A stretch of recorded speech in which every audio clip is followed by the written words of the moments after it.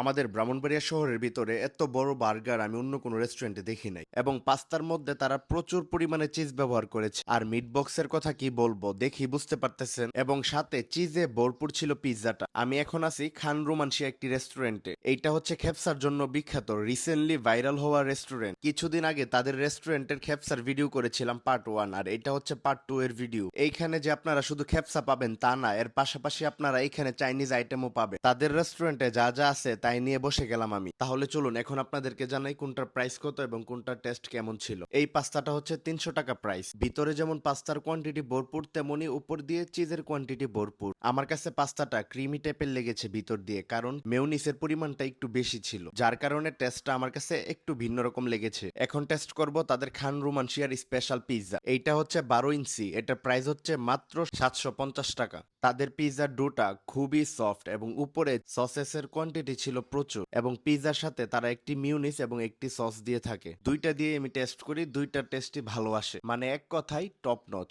এখন তাদের খান রোমানসিয়ার special বার্গারটি test করব, যেটা খুবই বড় ছিল এবং দেখতে খুবই সুন্দর ছিল। এত বড় বার্গার কিভাবে খাবো, তাই মাঝখান দিয়ে কেটে আনছিলাম। কেটে এনেও দেখি এটা খাওয়া আমার জন্য খুবই কষ্টকর হচ্ছিল। এই বড় বার্গারটার প্রাইস হচ্ছে মাত্র 200 টাকা। আপনারা চাইলে এই বার্গারটি দুইজন শেয়ার করে খেতে পারবেন। এখন টেস্ট করব তাদের মিট বক্স। ভাই, এত বড় মিট বক্স ছিল আর এত কোয়ান্টিটি ছিল। মিট বক্সটা দেওয়ার সময় আমি তাদেরকে বলেছিলাম যে আমার ক্যামেরা দেখে কি এত কোয়ান্টিটি দিয়েছেন, নাকি কাস্টমারদেরকেও সার্ভ করেন সেম।